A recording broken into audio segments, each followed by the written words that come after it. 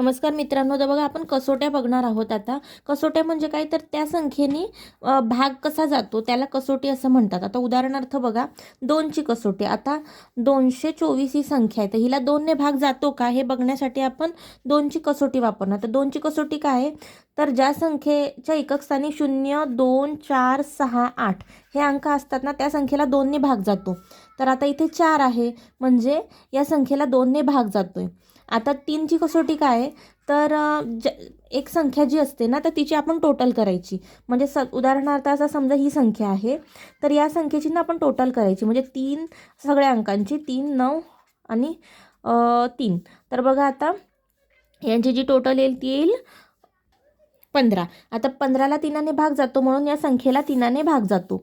ठीक आहे. त्यानंतर आता 5ची म्हणजे एकक स्थानी 0 आणि 5 असले तर त्या संख्येला 5ने भाग जातो. म्हणजे उदाहरणार्थ समजा 150, तर एकक स्थानी 0 म्हणून त्या संख्येला 5ने भाग जातो.